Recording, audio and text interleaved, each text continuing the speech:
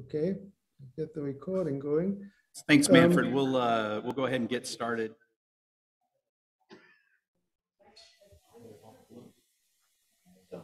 Can you put my Can you put my presentation up?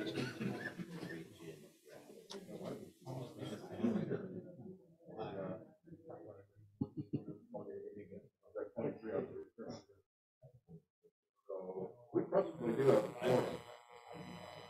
a 46.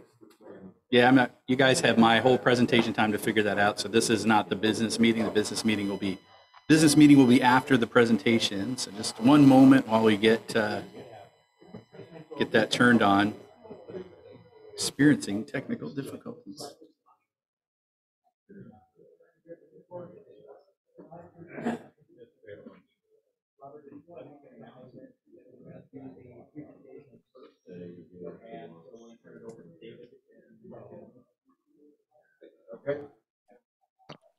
Okay, everyone on Zoom, we're going to do the presentation first, and David will be taking over shortly.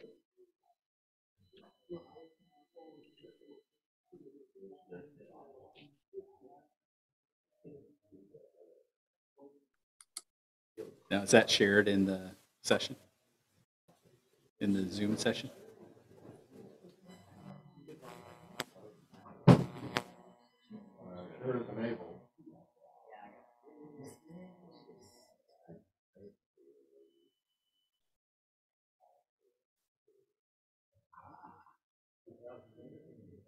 There we go.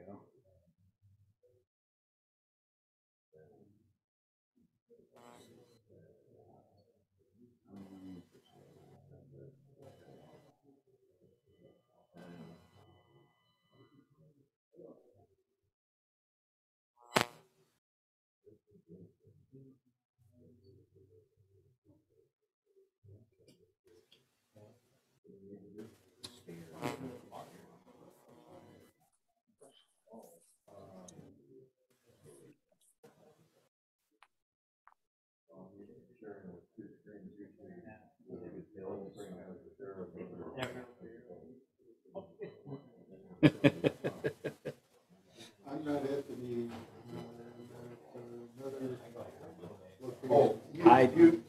You won't get rid of High floating controls. Go back to more, and then high floating meeting controls. Control Alt Shift H. That's easy to remember. Perfect. Yeah. All right. So everybody can see the presentation in Zoom. Everybody can see the presentation here. Everybody can hear me in Zoom. Can't hear you. Hold on, I'm not checking. I'm working my way down the list. So you guys can hear me in Zoom. We're good.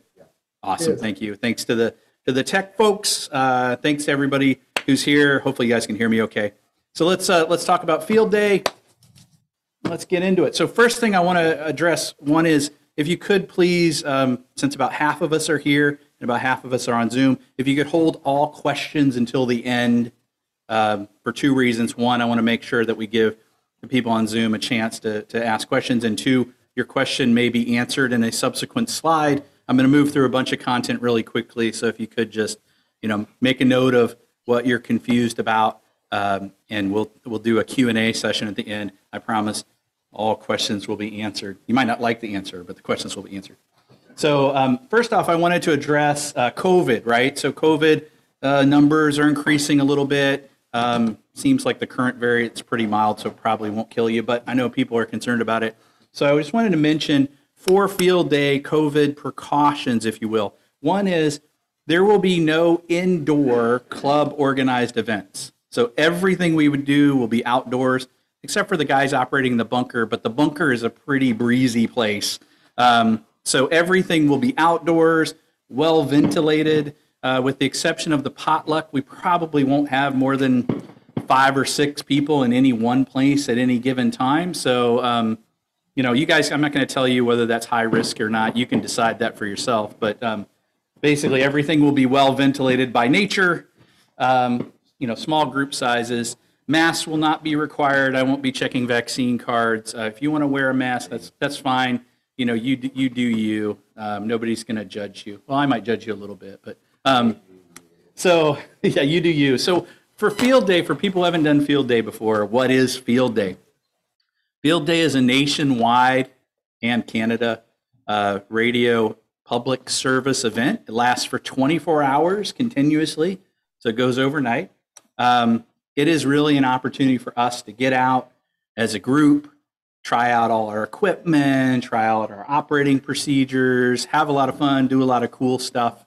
And as you're going to see, the way we do field day is very unique. So if you've done field day with another club and you're like, oh, we're going to drag a picnic table to the middle of a field and somebody will make like 5 contacts. Well, we'll have lunch and then we'll go home. This is not that. Okay, so this is going to be a very different experience, and I would strongly encourage you to come and experience it for yourself. It's pretty amazing. So I also mentioned, as we like to say, it's not a contest, but we keep score. So is it a contest? We can win it. We can win it. We usually do. So we usually win our section and our class each year. So not a contest, but we do keep score. So what is field day technically? So the goal is basically to make as many contacts as you can. This is the official blurb from ARL. The goal is to make as many contacts as you can on all of the ham bands. So it's pretty much wide open what we can do or try to do. But generally, we want to get out there. We want to operate on emergency power, operate in a field situation, and do a little bit of public outreach. We're going to be in a public state park in a public location, so people will see what we're doing. They'll show up. They'll ask questions. So it's a great time to do public outreach. So I want to talk about where we do field day. So it's not here. It's at Fort Flagler State Park. So I have a map here of the Puget Sound as a whole. And you can see I have circled up there in the top left. That is Marrowstone Island. That is where Fort Flagler State Park is. It's a little bit of a jaunt from the Seattle area, depending on whether you take the ferry, or I like to drive around because I hate waiting for the ferry. It's about the same amount of time. I think actually the ferry most of the time is a few minutes slower, but obviously you're not driving as much. But it's a ways from here, but it's not a bad trip.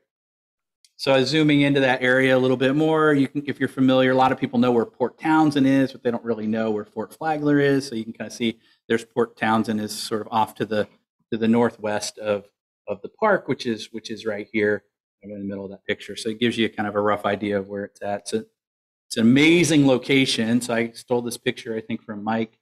This is a picture from CW Beach in I guess at sunset on the day of or the day before field day. So just an absolutely beautiful location where we are. We're overlooking literally the Strait of Juan de Fuca. We usually see cruise ships going in and out. A few of us have seen submarines, Coast Guard cutters. You'll always see the whatever that boat is that goes to Victoria at like 100 miles an hour, the Clipper. It's a super, super cool spot. There's usually float planes flying over all the time. Just an amazing, amazing place to be. I grabbed some pictures of field day past. So somebody who knows better than me will correct me, but our club has been doing field day at this location for 45 years, 50 years. I don't remember. Since 1975. So you guys do the math. We did miss the last 2 years, but this is a picture from, I think sometime in the late 70s. I think I grabbed this one from like 77 or 79 when the club did field day down there. This is sort of just kind of close to CW Beach down there. This is a picture you could see logging on an Apple II. It's pretty legit. So, the idea of running the generators and having, computers out there, the club's been doing this for a long time. That's a picture of, I don't know when this one was from. I think it's early 2000s, probably I just went through the pictures and looked for cool ones. These are all on the mikeandkey.org website if you want to browse through the field day pictures. There's a bunch of cool pictures. So it's a great time. We have a lot of fun. This is a picture of Curtis and Don operating in the bunker.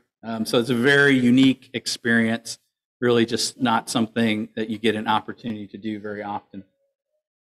So I want to talk a bit about the park just to get you oriented, because I know sometimes people are a little confused. Where are we? Where are we at? So Just to get you oriented, this is the state park map. This is where you're going to come in on Flagler Road. The group campground where we'll do group camping, and I'll share a little more details on that later, is called the Wagon Wheel. The beach location, CW Beach, is going to be up here in the north east corner of the park, and the bluff or Battery Grattan, which is where we operate, we'll call it the bluff, is up here where roughly where the number 8 is on this map. So this is the state park map, just to kind of get you generally oriented. If we're looking at it from a visual, there's a huge parade grounds with like a giant flag here in the middle of the park. You can't miss it. The bluff is up here. So it's in that northeast corner of the park. So as you come into the park, if you go straight and you come up past the barrack buildings up there, that's where the bluff is.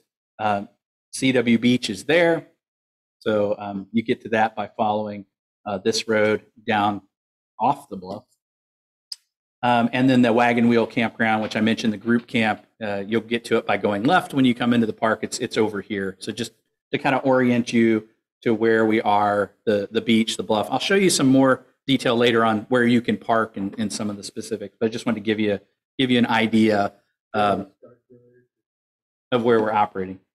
So just thinking about your trip, so there's a couple different ways that you can do field day with us. So one way is you could just come up for the day. So come up for the day on Saturday, or come up for the day on Friday and help us set up, or come up for the day on Sunday and help us tear down, please. So you can just come up, do a day trip to the park. If you've got your Discover Pass, or you just want to buy a day pass, you'll need to get a pass to come into the park. But you can just come up for the day. You can do group camping with us at the Wagon Wheel Campground. So we'll be camping at that campground. I'll show you the more detail on that. But you can stay with us. You can camp there. You could, of course, do other camping at the park. I haven't looked. It usually books up pretty quick, so there may not be anything available. But if you wanted to do your own thing, certainly there's a lot of camping at the park. And then, of course, you could find your own thing. I heard there's like a hotel or motel that's not too bad around there. But obviously, you could find your own accommodations in the area, in that Port Townsend, Port Hadlock area. There are a few options. So I did want to make a note about the park. So we have a really good relationship with the park, right? So when I talk to the state parks guys, they all know who we are. We have, earned a really good reputation with the park. They know that we put on a good event, that we're respectful of the park and the property and the historical, bunkers and stuff that we're interacting with. So I just wanted to mention the park rangers, please. If you're at field day, they're in charge. Do what they say. Just because we have a special activity permit doesn't mean we get to be special. If they say something, we follow the rules. We follow all the park rules, and we always want to be super respectful of the park, their rules, and of course, anything the park rangers say goes. So I just want to remind everybody of that. Super important. And also, when we do our setup and tear down, we really want to make sure that we leave no sign, no trace that we were there. The place should be as clean or cleaner than it was when we came. So we want to be really respectful of the park, the historic location, and maintain our really great and hard-earned reputation with the park. So they let us do a lot of crazy stuff, right? I mean, you think about putting towers up and running wires into their bunkers and things like that. So we need to do that. So just a reminder, if you're not familiar, the rules are the same at all the state parks. So just take a look at their website, familiarize yourself with the rules, particularly if you're bringing dogs or children, or you want to fly your drone or try to dock your boat there. I don't know what crazy stuff you guys might want to do. If you want to you can't run your generator after 9 o'clock, stuff like that. So just make sure you're aware of and following all the park rules, and we'll be good. So I mentioned if you're coming into the park, this is the Google Street View guy hasn't been there since 2007. Apparently cameras were very blurry back then. But this is the view as you're coming into the park. If you go straight, that's that road that was going north. That's going to take you towards CW Beach and towards the bluff. If you go left, that's going to take you to their booth where you check into the park for camping. So if you are coming and you are staying at the Wagon Wheel Campground group camp with us, you would check in there, you would let them know you're with the Mike and Key Amateur Radio Club and you're staying at the Wagon Wheel, and they will issue a pass for the duration of your stay. So if you show up and you say, hey, I'm going to be here till Sunday or Monday or whatever, they'll issue you a pass. Otherwise, if you're just coming for the day and you are not camping at the campground with us, you will need your own Discover Pass or your own day pass or whatever it is to get in the park. So again, we will pay we pay a fee for anybody who's staying at the campground, but we pay based on how many people we have staying, and obviously we don't want to pay for anybody who's not staying. So just be aware of that. Kind of goes along with the park rules still apply. We're special, but we're not that special. So a little note on the Wagon Wheel. This is kind of a picture of the Wagon Wheel. So Dick, WA7NIW, there's his email address there. He's our wagon master. So if you could, you're planning on camping with us, send Dick an email, let him know that you're coming, let him know when you'll arrive, when you plan to leave, and how many people will be with you, and what equipment you're bringing. So are you going to have a tent? Are you going to have a trailer? Are you going to have an RV? Are you going to have a school bus? We've had some pretty big stuff there. So just let him know you're coming, when you're going to arrive, when you're going to leave, how many people you'll have, and what setup you'll have. The Wagon Wheel campground, it's pretty big, so we have quite a lot of room. Since we don't have the barracks this year, it's possible the Wagon Wheel might be a little bit busier than normal. But again, Dick is in charge, not me, Dick. So what Dick says goes. If Dick assigns you a spot and you don't like it, well, Dick's in charge. So the Wagon Wheel, though, is just a basic campground. It has pit toilets. It has 2 pit toilets. It does have running water, so you have access to clean water, but it doesn't have any hookups. You can't hook your RV up to the water. There's just a few shared spigots that everybody has access to. And then we'll be bringing in some additional porta potties. Will come in on Thursday. I thought I said hold questions to the end. So start, go. Robin, Yeah. you can fill up your RV Yes. water from Yeah, so you can fill your RV or your trailer from the spigots. We don't want anybody to dominate them because I think there's only two of them. And also at the park, of course, they have an RV dump. So if you need to, unload your tanks or whatever. But it is basic. What do you call it? Dry camping? I don't know. But there's no electricity there that I know of. So anyway, it's a great spot though. I guess there's pit toilets and water. So yeah, but it's getting close to boondocking. So schedule-wise, group camping starts at about 2 p.m. on Monday. I think a lot of us in the past have showed up at noon and we're able to get in, but 2 p.m. technically is the official check-in time. Usually there's nobody there on a Monday morning. So group camping, if you're going to do that, you can come as early as Monday. And I would like to mention, hi, Steve is here. So there are a bunch of us that will be there starting on Monday. And Monday through Thursday, we have what is called radio camp. And you're saying, well, what is radio camp? Well, radio camp is where a bunch of guys spend 4 days at the campground and play with your radios, set up antennas, drag out your solar panels, you name it. Basically, usually it's an opportunity to just kind of play with all those toys that you bought that you've never played with. It's a really good time. There are no organized events. There's no catering. There's no class or anything. It's pretty ad hoc. So there's not an official schedule or anything. But there's usually always somebody doing something who could use help or advice or an opportunity for you to learn or mess with somebody else's stuff with permission, of course. So it's a really good time. So that Monday through Thursday, radio camp will be going on. So you're certainly welcome to come early. You don't have to be there for all those days, but if you can get up there earlier, we will be there. And radio camp will be going on. So it's good fun. So moving along, setup, please. 10 a.m. on Friday, June 24th, setup begins. So setup is the 25 hours before the beginning of field day. We will need as many able-bodied or even semi-able-bodied people to meet us on the bluff at 10 a.m. on Friday, June 24th. So setup is great. The more people we have, obviously, the easier it will be. I've been in contact with a bunch of people. I've got a few people signed up for various jobs. I have a lot of opportunities. If you're interested in leading a small group, just taking the lead on something simple like getting our tent set up or assisting a band chair or something like that, I could still use some more people. They're easy jobs, limited responsibility, limited time frame, but the more people we have doing that, the better. The one thing I wanted to mention, though, is when we're doing particularly the tower-related activities, of course, all the time, but the tower activities, safety is a high priority for us. So if you are there, and we'll do a briefing at the beginning, obviously, but if you're there and you see anything wrong, you see something that looks sketchy, looks dangerous, looks questionable to you, feel free to call it out to me.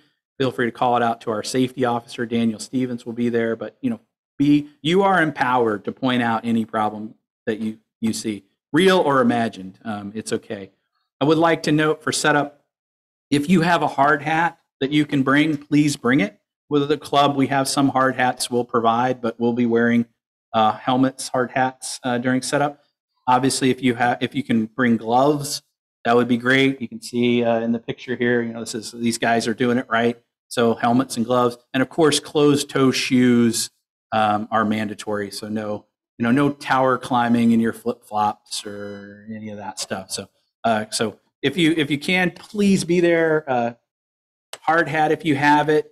Otherwise, we'll have some available gloves and closed-toe shoes.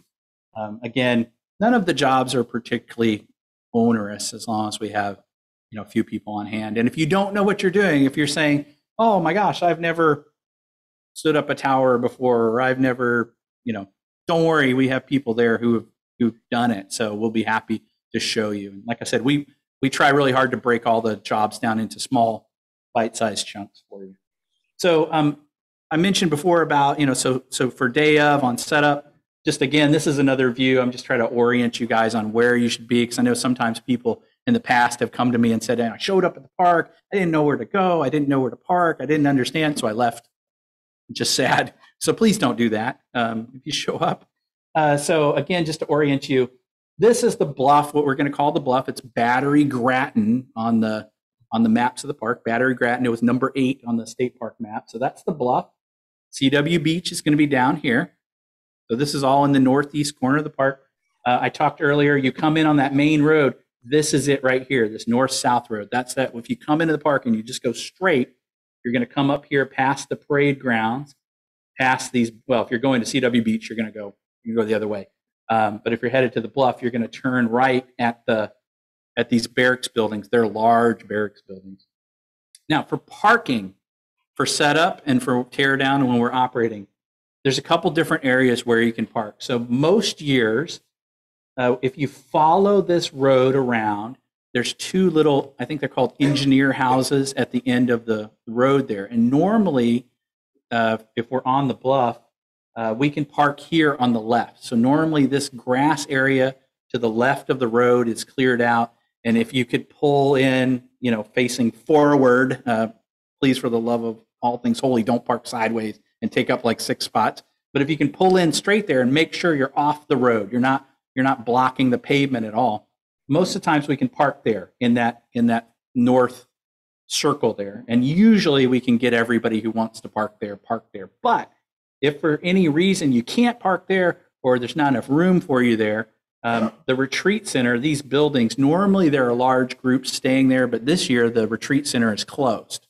So we should be able to park in this paved parking down here, which is not really that far. It's a pretty short walk to the bluff. So if you can't park there, you should be able to park there. I don't see any reason why not. And then if for some weird reason you can't park in any of these places, there is a really big parking lot back here, which again is not too terribly far away from the bluff. Down here. Yeah, right there. That would be really desperate times, but yeah. So there should be plenty of parking available. Just wanted to remind everybody, if you do park in this area, please make sure you're completely off the road. Please make sure you pull straight in and leave plenty of room for others. And whatever you do, don't park on the right-hand side in the grass, and don't park in the driveway for the little houses or block those entrances. So those are places you can park. So the bluff itself, I just wanted to give people an idea of what to expect when we do setup, what to expect if you show up on the day of. So this is kind of our normal setup. I'll start at the top. Scott won't be there this year, so I just have a question mark in Scott's normal space.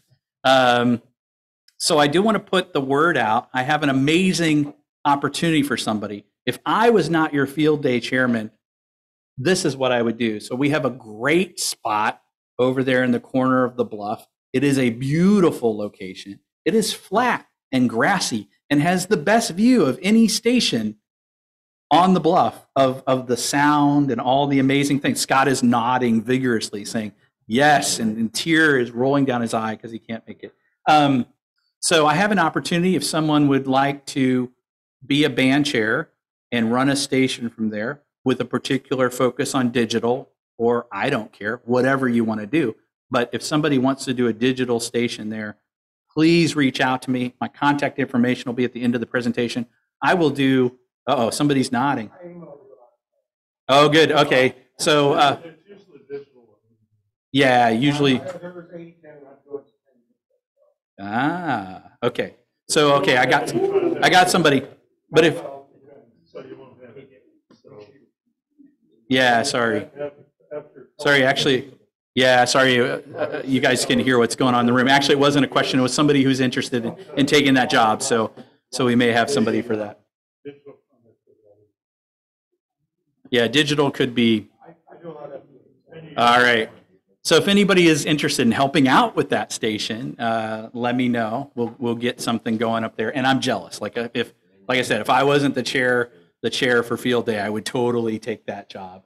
But we'll need to do some coordination because we want to make sure we don't interfere with CW Beach. So we need to do some testing and some extra testing and stuff. So, but we'll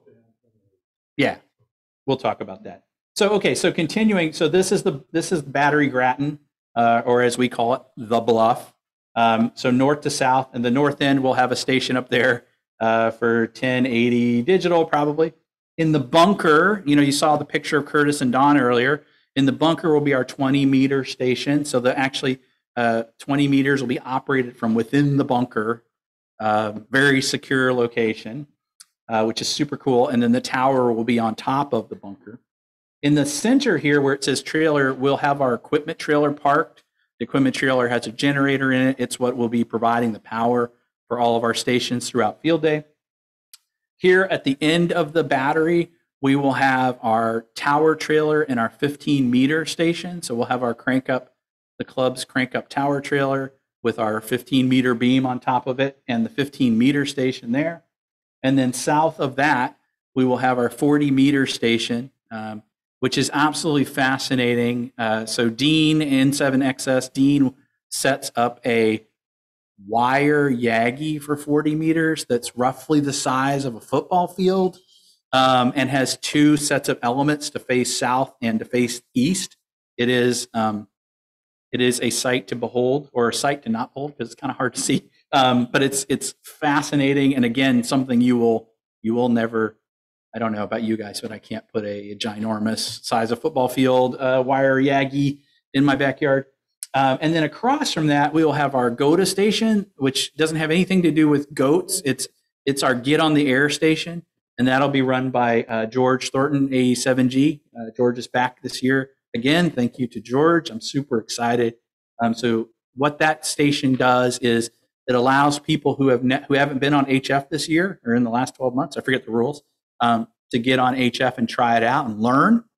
So I would say if you've never done it before, if you're saying, hey, I want to operate, but I have no idea what I'm doing. How do I learn, or how do I give it a try? You can go to the GOTA station with George, and he'll teach you how to do field day. So kind of ease you in, get you trained up, and then you're off to go work other stations. But that's also our public outreach. So typically we have kids come through there, people who don't have any idea what amateur radio is, or they say, well, didn't that die out 100 years ago or something? They'll come. And it's just an amazing public outreach, and George just does a phenomenal job. And then at the south end here, kind of at the entrance to the bluff grassy area, Toku will be hosting an info booth for us. I think I have a picture. It comes later. We'll have an info booth to sort of greet people, let them know what we're up to, and maybe tells them not to trip over stuff. I don't know what Toku does. And Toku also does a nice job of running a little hospitality there for us. He usually has some sandwiches and a coffee pot going. So thank you, Toku, for that. So again, timing wise, so on Friday evening after setup, usually by 6 p.m., depends on how long setup takes, we will have a potluck dinner at the wagon wheel at the campground.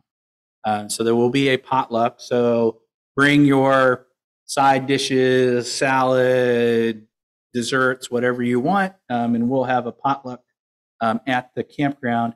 Right now, I did want to mention I might be reaching out to a few people, but right now nobody has volunteered. So unfortunately, Rita Danielson, who normally does this for us, she is ill and she is not able to make it. And I need somebody to be the lead for the potluck, which basically means getting the hamburgers, the hot dogs, the buns, and like the charcoal for the grill, and just showing up. And then we'll have lots of people at the campground to help, flip the burgers and do all that.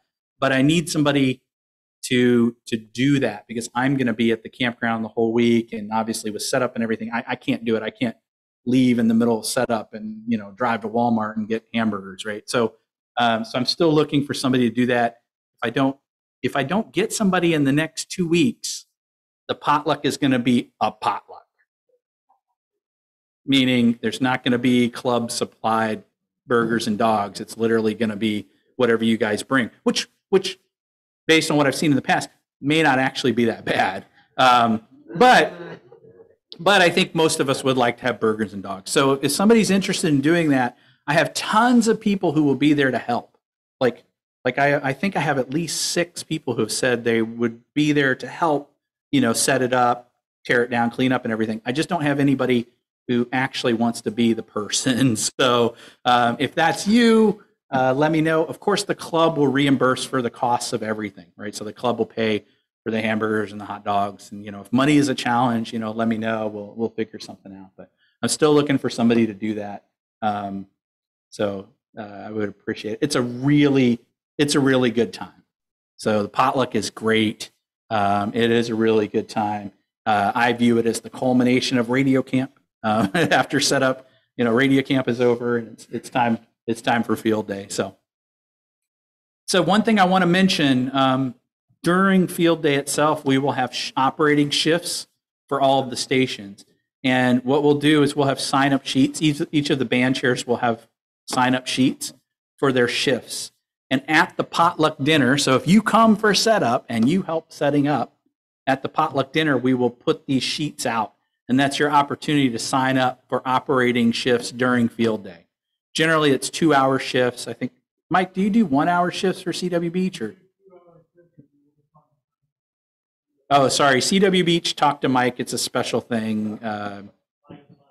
Mike will assign you. But for the other stations, we'll be circulating sign-up sheets. So if you're saying, wow, I really want that primo spot, I want to be working 40 meters with Dean at 3 a.m, when he's talking to New Zealand or whatever it is, that'll be your opportunity to sign up for that. So we'll circulate those sign-up sheets. So people who show up on Friday for setup get the primo opportunities. Not that there won't be great opportunities throughout the weekend, but so field day itself, the actual event starts at 11 a.m. on Saturday. So 11 a.m. on Saturday. Everything is ready to go. Field day starts.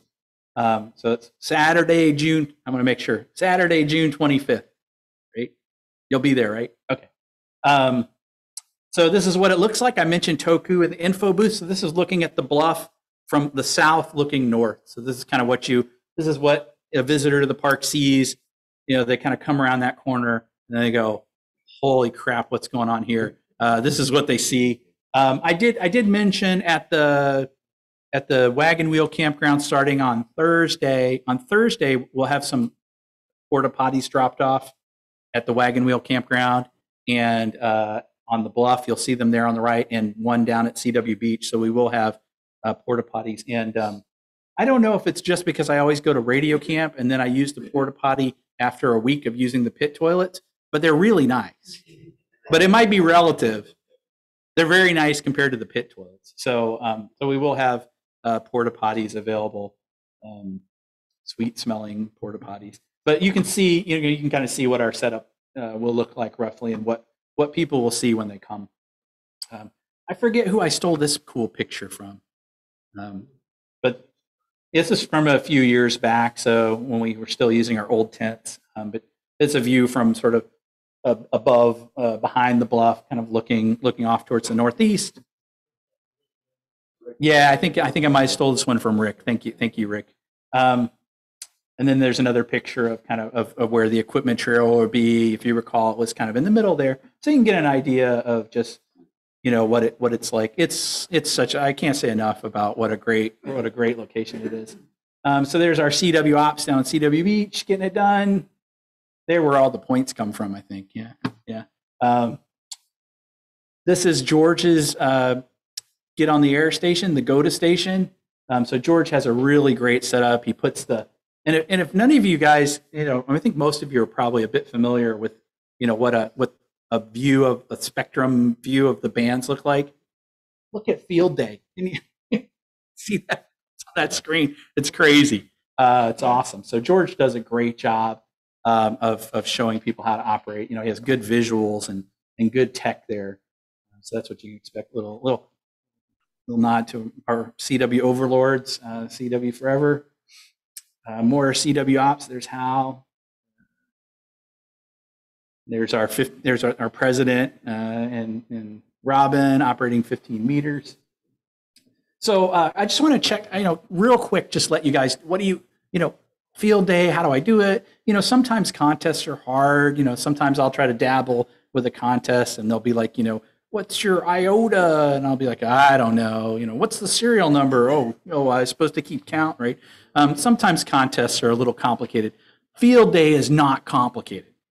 Field day is really simple. So what do you do when you make a contact on field day? You send them 3 things. They need to hear 3 things from you: your call sign, your class, and I'll get into what that is, and your ARL section, and I will tell you what that is too.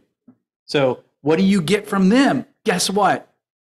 Their call sign, their class, and their ARL section. So that's it. It's really simple, and it's always the same. So there's no rotating numbers or anything like that. So what does it look like? So we'll operate, with the exception of the GOTA station, which will use George's call sign. All of our other club stations, we will use the club call sign, which is K7 LED. So we're K7 LED. Sounds like we're going to have 6 stations on the air simultaneously. So our class will be 6, and then the A means that we're operating on emergency power, which is the generator, right? So there's different classes. We won't get into them because you're all going to be 6A.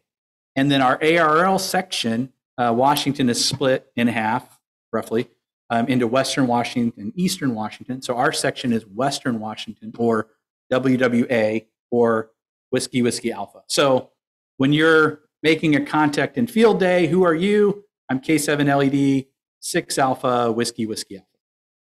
That's it. That's all you need to tell them.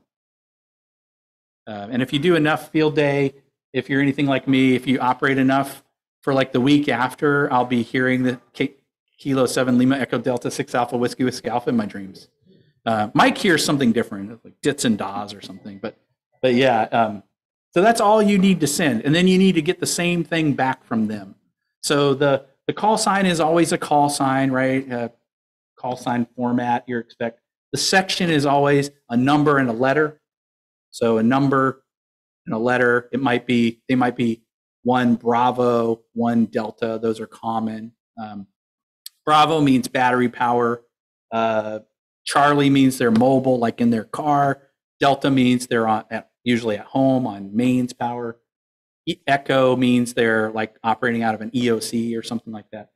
And then the sections are always 2 or 3 letters. So pretty simple, pretty simple. You'll pick up on it really quick. So for logging, again, if you're like, oh gosh, I can't show up and just start operating. I've never done this before. When we operate, what we do is we always pair everybody up. Might be different in CW land because those guys are super like cyborgs and stuff. But when we're operating voice, So what we do at our phone stations is we always have an operator and a logger. And I would say both jobs are, in my opinion, equally interesting. That's just me. But so we have somebody who actually makes the contact on the air, and then we have somebody else that sits with them and logs.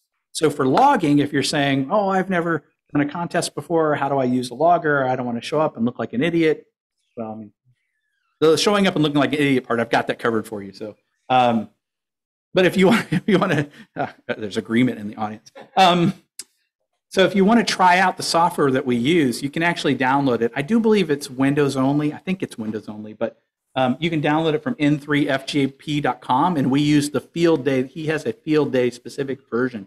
You can download it and like enter 20 contacts for free. So if you want to try it out ahead of time, familiarize yourself with it, feel free to do that. But it's super, super simple to use for the logging. You just enter the call sign, the class, and the section, just what I talked about on the prior slide, and you just hit enter. And if you fat finger the section, like it's not a valid section or something, the software will just warn you. And then you can see all the possible sections are there, so you can kind of refer to them. Oh man, I heard that guy. I thought he said Mike Echo, but did he say Mike Echo or did he say Mike Yankee? And then you look at it and go, well, Mike Yankee is not possible, but Mike Echo is, or whatever, right? So you can refer to it right there on the screen. It's super, super easy to use software, and it's designed specifically for field day. So it's really nice. So that's what we'll use. So if you want to get yourself familiar with that, go for it. So field day itself, as I mentioned, the event goes for 24 hours nonstop. It goes overnight, and it ends at 11 a.m. on Sunday. And then teardown will begin. So again, if you can be there at 11 a.m. on Sunday, we could really use you for teardown. Obviously, teardown is, for whatever reason, kind of easier than setup. Maybe it's because gravity's on our side, or I don't know. But generally, teardown it's pretty smooth. But having some people who are willing to be there till the very end, and stay until like the last thing is put on the tower trailer and the trailer drives off. I could really use some people who are up for doing that. It's not super hard, but again, if we have extra hands, it'll make it easier. So generally, teardown. I mean, you guys can check me on this. Usually, it's over by 3. I always forget when teardown ends. I know what time I get home if I leave immediately after teardown. I'm usually home by like 5:30 or so. So, yeah, usually we're teardown. We're done by like 2:30 or 3. We're out of there. If you're heading home that day, we're usually like right on the cusp of the weekend traffic heading, back to the Seattle area. So we're usually like not in the worst of it. We get out early enough to beat kind of the worst of it. But yeah, so teardown again, like set up 10 a.m. on Friday.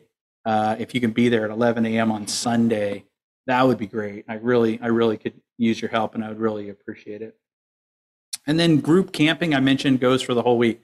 So if you're staying at the Wagon Wheel Campground, you don't have to leave on Sunday if you don't want to. In fact, a bunch of us will usually stay over. I'm looking at Tim. We usually stay over on Sunday night. The tradition is to go to the Mexican place in town, and a group of us will have dinner together. It's really nice. Field day's over. You've been camping all week. You had a good time, and it's just kind of Gil is drinking heavily. Hopefully, he didn't drive himself there. But yeah, it's really good. So we do have that campground for the whole week, so we don't have to actually be out until like noon the following day. So if you're saying, wow, this is all too crazy, I can't do all this tear down and then drive for 2 hours, like, oh, come back and collapse in your tent and spend one more night with us if you would like. We'll be there. I want to mention this year I will try to do a better job of monitoring a simplex frequency. So we'll try to monitor 146.58. I don't know if that's the right frequency. I just picked it. It's my frequency now. So we'll monitor 146.58 in the park. We'll also we'll usually keep an ear on the K7 LED 2-meter repeater. The 2-meter repeater, we have great reception for it on the bluff. I think it goes to, I don't know, CW guys don't care about voice, but we'll monitor that frequency, and I'll try to monitor that throughout the week. So if you show up early, or you show up for the day of a field day and like you're lost or you're confused or you need some work to do, give us a call and we will help you find your way. So one big thing that I really want to mention to everybody is, in the past, I've gotten some feedback from some people, particularly new members, who came to field day. They showed up, they didn't know what to do, they didn't know where to go. I just want to say, please reach out, and we'll connect you with somebody. We'll find a place for you. So let's see, weather. I wanted to talk about weather for field day. So the average high at Fort Flagler for that weekend in June is 69 degrees, and the average low is 52 degrees. That is the average. I looked up the weather, the actual weather that actually happened there over the last 8 years. Last year, if you recall, it was really hot. It was 95 degrees at Fort Flagler on field day Saturday. But we weren't there. Yeah. It was worse than most everywhere else. Yeah. So. Yeah, it's typically a little bit cooler up there than it is here in the Seattle metro. So if you look, you can see that average really is an average. I was surprised, actually, over the last 8 years, there hasn't been a lot of rain. So normally we don't get a lot of rain, but you should be prepared for anything. So if you come, bring a hat, bring a raincoat, bring your bathing suit. I don't know. It could be anything in between. You need to go back to 2012. Oh, I found this picture. That brings the rain average up to 2 inches. Yeah, so I found this picture. This was also on the website. So it can rain. It can happen. Okay, so it is the Pacific Northwest in June. So, if you can bring an extra tarp or two, and like I said, bring your raincoat just in case, just be prepared for anything and you'll be fine. But the reality is, most of the time it's pretty mild. Most of the time it's pretty mild. It'll be cool, a little cool overnight, and it'll be nice. It may be a little breezy, but yeah, it could rain. That one's pretty grim. But so again, just to wrap up here, to remind you of the whole schedule. And oh, by the way, this is all going to come to you in an email, which is should show up at 11. I scheduled it. So I'll link you to this presentation. I'll link you to the schedule. I'll link you to the park rules, everything. So you'll all get an email shortly. But group camping begins on Monday, the 20th. You can be there around 2. Setup is 10 a.m. on Friday, June 24th. Then we'll have the potluck. Field day starts at 11 a.m. Field day ends at 11 a.m. on Sunday. Then we'll have teardown. And then, of course, as I mentioned, the group camping ends at noon. That's another piece of feedback I got from prior years. People said, "Oh, we don't know what's happening when." So another note, and I think I've tried to be consistent. Sometimes one thing that people have mentioned to me is sometimes in our individual groups we can get kind of organized. So sometimes people have come to field day and said, "Well, hey, when those guys were having breakfast on Friday, like nobody told me there was breakfast on Friday." There's no club organized meals except for that potluck at 6 p.m. on Friday. So sometimes in the past, people have seen individual groups maybe do something, and then they said, "Well, how come you didn't tell me?" So I just want to make it clear. If it's not on this schedule, please don't expect it. I just want to make, I know it sounds kind of weird, but I had some people come to me in the last couple times we did this, and they were sort of upset that they had missed a certain, well, why didn't I know that, it was movie night, or why didn't I know it was breakfast, or, feelings were hurt. And I felt kind of bad because I realized that they thought we were more organized than we really are. So, they had such high expectations. So I just wanted to make sure, with the exception of that potluck, you are on your own for food and water and bathing or whatever else is that you need. So I just want to make that clear. A lot of times, people share, people invite you, hey, I don't know, whatever, cooking steaks tonight or something, come on over. It can happen, but I just want to say for official events, this schedule is it. So, so for some reason you can't make it to field day. Sad panda. You can't join us. the rules from the last 2 years are still in effect. So you Class D, that's home stations, can work any other station during field day, just like the last 2 years. So the same rules are in effect. Though now all stations are limited to 100 watts. I think they were limited to 150 before, but that rule, I believe, has changed for this year. And they made it permanent. That's unfortunate. Yeah, I know. The other thing is we will also still have the possibility for an aggregate club score like we had the last 2 years. So if for some weird reason you want to have a totally second-rate, lame field day experience and do it from somewhere else, I don't know why you would do this. You know, self-harm is a thing, I guess. But if you do, when you submit your results to the ARL, use that club name, Mike ampersand key ARC, just like that, and your score will get added to the club score. So I won't turn down any additional points. So if you do decide to do that, please just make sure it's the same as the last 2 years. So critical needs, I mentioned, the potluck is a thing. I might reach out to some people if I get desperate, but I am looking for somebody to take the lead on the potluck. As I mentioned, you'll have plenty of people there to help you actually do it on the day of. I need somebody who can bring the supplies and be the point person for it. Get the barbecue going, that kind of thing. I'm also looking for a few more people to take some small lead roles for setup and tear down. So things like somebody who takes the point on setting up the tents and things like that. Again, there will be people there to help you with these things. It's not like, hey, can you go set up that 40-foot tower by yourself? You look strong. It's not like that. There'll be people there to help you. I'm just looking for someone to be my point person for it, just to make sure it happens, make sure it's done right. If there's any problems, be the troubleshooter. So we have a few needs left. If you're interested, reach out to me. I may also share a link. I have a list of all the possible jobs that I might share. I think I shared it with the board. But yeah, if you're interested in just doing a little bit extra, particularly for setup and tear down, let me know. And now we've got like 5 minutes left. Sorry, I talked for too long. Q&A. Yes, sir.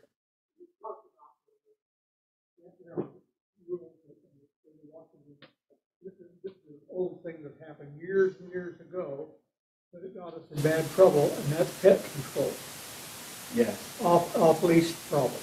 Yeah, so Sam mentioned, sorry for the people online, Sam talking about how in the past we've gotten in trouble with the park for people having their pets off the leash. So if you're planning on bringing your pets, that's fine. Just keep them on a leash.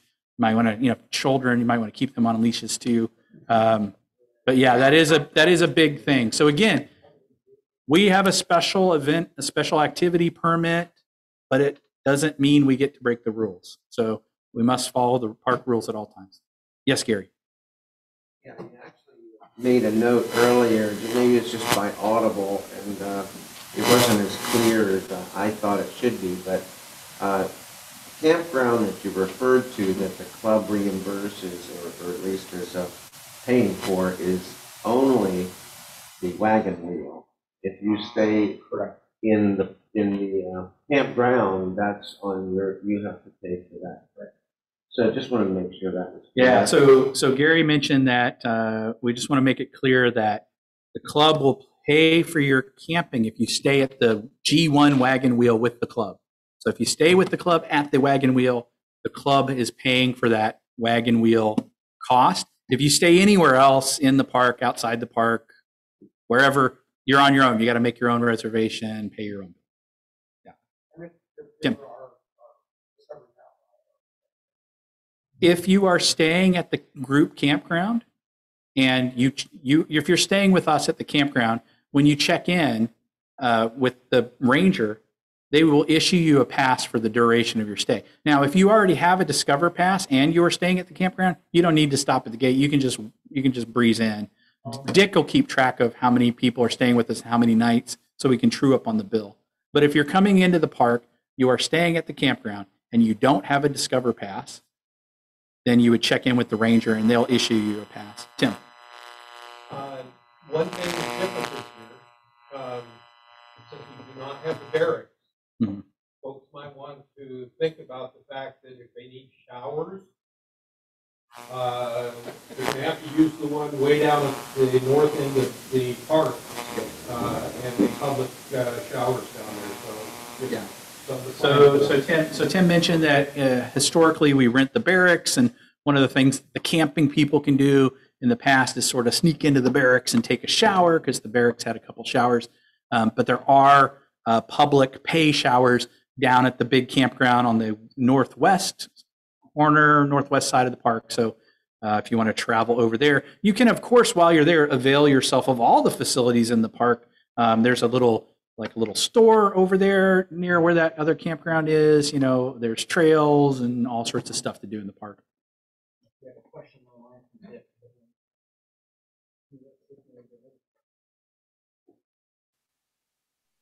Dick, go ahead with your question. Oh yeah, couple of things I've heard from a number of people regarding camping. One of them I have not heard from is our field day chair. Are you planning on coming, and do you want your usual spot? That's the first question. Also, regarding the park rules, if you're going to ride a bicycle, you do need a helmet, all that kind of stuff. So anyway, I've had one person get to me during the meeting, and that's about all I've got. We're kind of filling up at the wagon wheel, but we've still got lots of room. Oh, gosh, Dick just called me out. I did the thing that I always tell everybody not to do. So I always tell everybody, please sign up. Don't assume, you know, like, I've been coming for the last 30 years, so you should know I'm going to be there. Dick, I've been coming for like the last whatever year, so I just assume you'd know. Sorry. So I'll be there from the beginning to end. But yeah, thanks for calling me out on that. But yeah, if anybody is coming and you're saying, well, I'm always the guy that does X, right? You know, I always take care of this, but you've never filled out my form or like let me know. Please let me know. That'd be great. Any other questions? I'm like 1 minute over, so I want to be cognizant of time.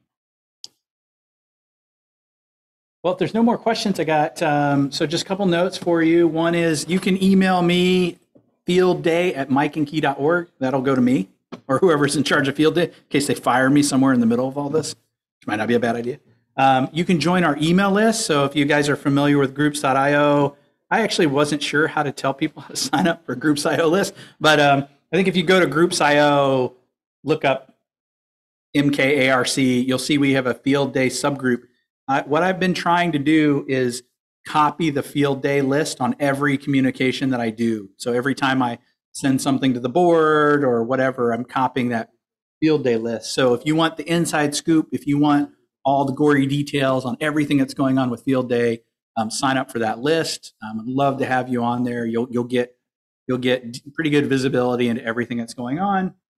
And did I have anything at the bottom of that slide? I think that was it.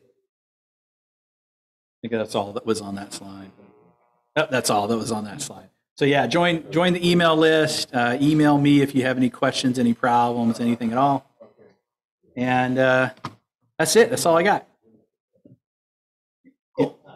If you want to let people know, we'll take Thank you. Take a 5-minute break and then we'll start the business side. All right. So we're going to take a 5-minute break now, and then we'll start the business meeting after that. Thanks everybody. Thanks for your questions. I'm really looking forward to seeing you all at Field Day. It's going to be awesome. You want your mouse back? Thank you. I'm going to be assisting Robert. Yeah.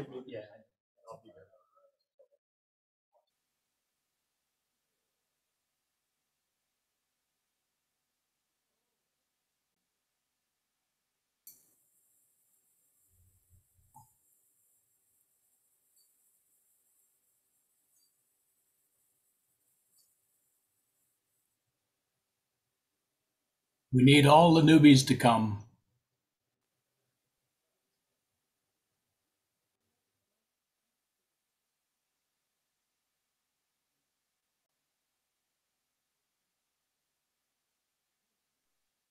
Yeah, that's right, Mark. If you don't know anything about field day, the only way to learn about it is to go. Well, even about radio. Oh, that was a bunch of noise. What was it? Even if you don't know much about radio, you'll learn enough. You'll be drinking out of a fire. Well, that's right. And if you don't know, like if you're a technician and you haven't been on HF, one way of doing it is you walk from one tent to another and you get an idea of what the different bands are capable of at different times of the day.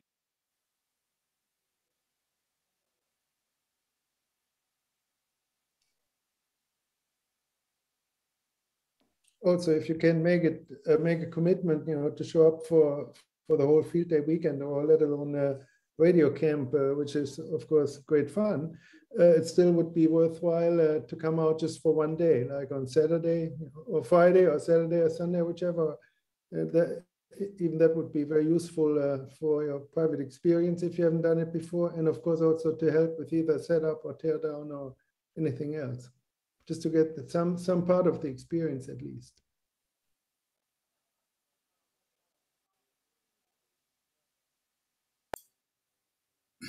So Manfred, do we get to work DX from where you are on Zoom? Yes.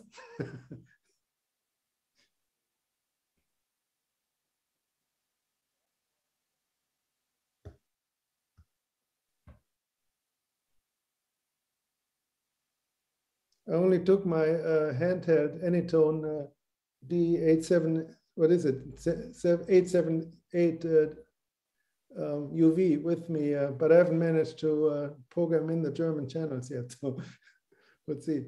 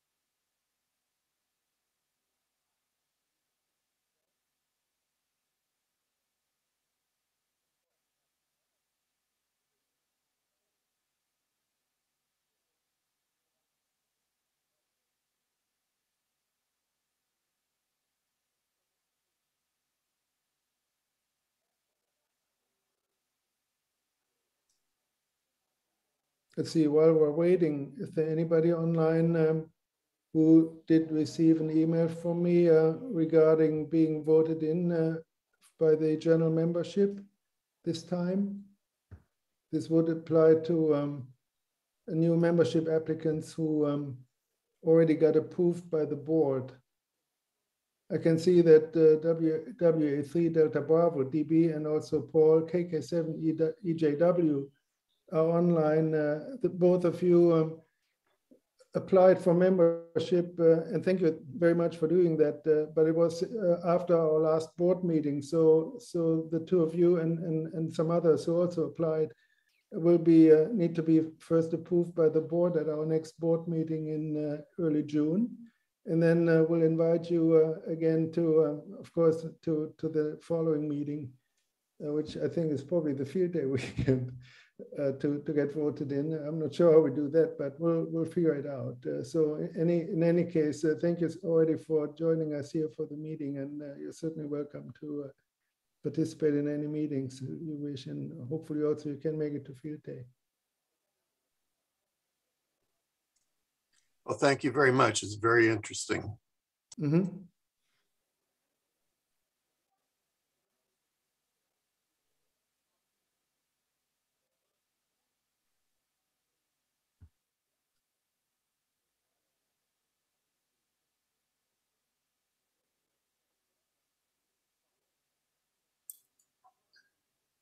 Who signed up for the digital station there in live?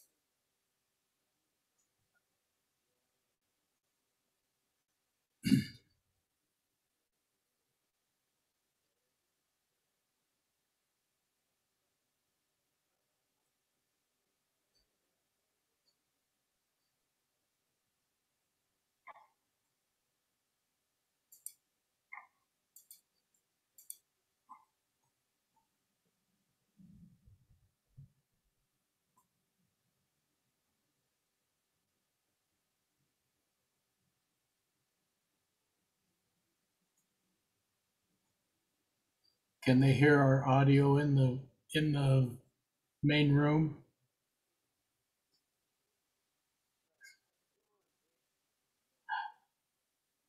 Hi, Steve. We're probably muted. You walked in front of the camera.